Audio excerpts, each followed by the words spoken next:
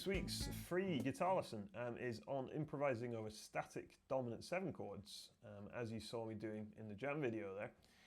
And it's a whole lot of fun because dominant 7 chords can go in a few different directions, and also there's a lot of different scale choices and note choices that you can play over a dominant 7 chord. In fact, it's probably quicker to describe the notes which don't work over a dominant 7 chord, or the note singular that doesn't work over a dominant 7 chord.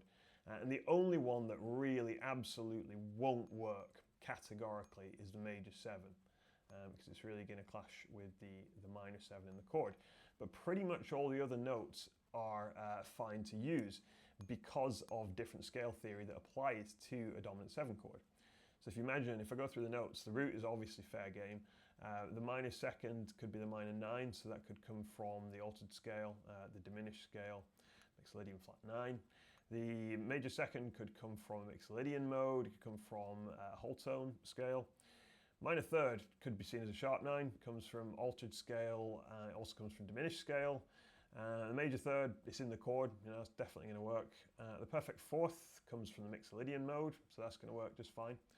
Flat 5 comes from Lydian dominance, comes from Superlocrian, altered.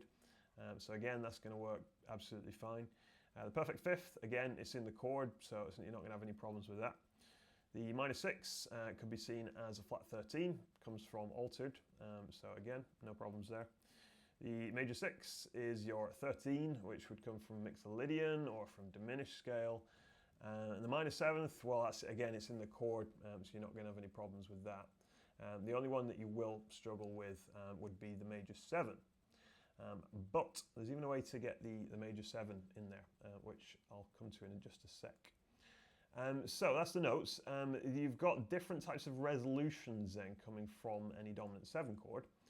If you imagine that a dominant 7 chord could resolve either to a 1 major chord, so an A7 could resolve to a D major chord.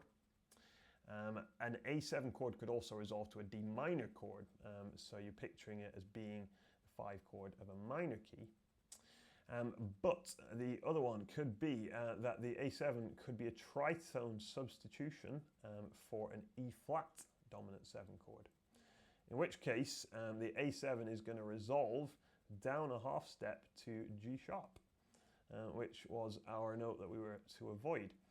So if you're very careful and you set up some kind of cadence that comes using A7 as a tritone substitution, you can even pull off a G sharp if you're careful about it. The key with these resolutions, if you want to imply like a D major resolution or a D minor resolution or even a G sharp resolution, is to not hang around on it for too long, because the longer that you stick around on this implied resolution that you've created, the more it becomes tense and not so much a resolution as just a clash.